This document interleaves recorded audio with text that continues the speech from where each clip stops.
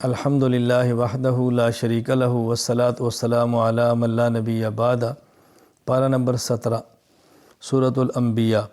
چونکہ اس سورت میں اللہ تعالیٰ نے انبیاء کا تذکرہ فرمایا ہے، تقریباً 17 انبیاء کا، اس لیے سورت کا نام ہی سورۃ الانبیاء ہے۔ پہلے تو اس میں دنیا کے زوال کا ذکر کیا، وقت حساب کے قریب آنے کا ذکر کیا، پھر اس میں مشرکین کی گندی حماقتوں اور گندی عادات کا ذکر کیا۔ کبھی قرآن کریم کو جادو کہتے ہیں، کبھی شعر و شاعری کہتے ہیں، کبھی خواب و خیال کہتے ہیں، کبھی افتراء کہتے ہیں، کبھی من گھڑت کہتے ہیں، کبھی کسی سیکھا ہوا کہتے ہیں، سب ان کے الزامات ہیں۔ اللہ تعالیٰ نے پھر ظالم قوموں کا انجام اس کے اندر بیان کیا، فلاں قوم کا یہ انجام ہوا، فلاں قوم کا یہ انجام ہوا، اور 17 انبیاء علیہ السلام کا ذکر فرمایا۔ حضرت موسیٰ، حضرت ہارون، حضرت ابراہیم، حضرت لوط، حضرت اسحاق، حضرت یعقوب، حضرت نوح، حضرت داؤد، حضرت سلیمان، حضرت ایوب، حضرت اسماعیل، حضرت ادریس، حضرت ذوالکفل، حضرت یونس، حضرت زکریا، حضرت یحییٰ، حضرت عیسیٰ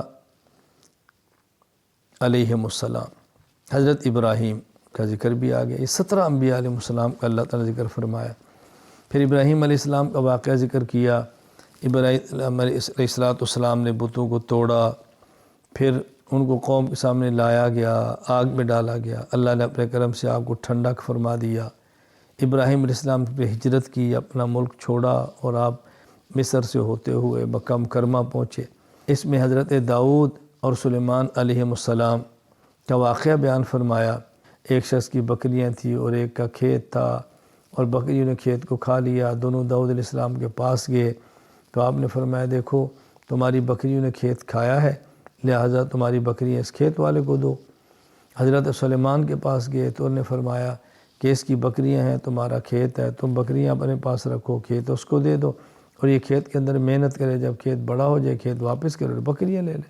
یوں قصہ اللہ تعالیٰ نے ان کا ذکر فرمایا، حضرت داؤد کا، حضرت سلیمان علیہ السلام کا۔ یاجوج اور ماجوج کا ذکر فرمایا، قیامت کے قریب نکلیں گے، ہر چیز کو چٹ کریں گے، بھاگتے پھریں گے۔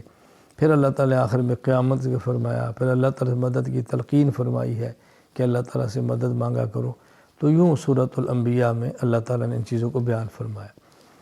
سورۃ الحج، اللہ تعالیٰ نے سورۃ الحج میں فرمایا کہ ایمان پر قائم رہو، دین پر پابند رہو، اور ابراہیم علیہ السلام کے بارے میں کہ انہوں نے جب کعبہ کی تعمیر کی ہے، پھر اللہ نے حکم دیا کہ تم آواز لگاؤ حج کے لیے۔ ابراہیم علیہ السلام نے آواز لگائی، فرمایا آواز تم لگا دو، دور دور سے لوگ پیدل بھی آئیں گے، سواریوں پر آئیں گے، حج کریں گے۔ حج کا ذکر فرمایا، اور پھر شاعر اللہ کا ذکر فرمایا۔ یہ حج ہے، یہ کعبہ ہے، یہ قربانی ہے، اللہ کی شاعر ہے، ان کا احترام کرو، ان کا عزت کرو، ان کا خیال کرو۔ پھر اللہ تعالیٰ نے یہاں پر جہاد کا ذکر فرمایا ہے، قتال کا ذکر فرمایا۔ آیات یعنی یوں سمجھیں اس صورت میں جہاد اور قتال کی اجازت دی گئی۔ اذن للذین یقاتلون بانہم ظلموا، فرمایا ظلم ہوا ہے، تم ہاتھ تلوار اٹھاؤ، اور اگر یہ جہاد نہیں ہوگا، مظلوم پس جائے گا، عبادت گاہیں ختم ہو جائیں گی، عبادت گاہوں کو مٹا دیا جائے گا، ان کا تحفظ جہاد سے ہی ہوتا ہے، تو جہاد اور قتال کی اجازت دی ہے۔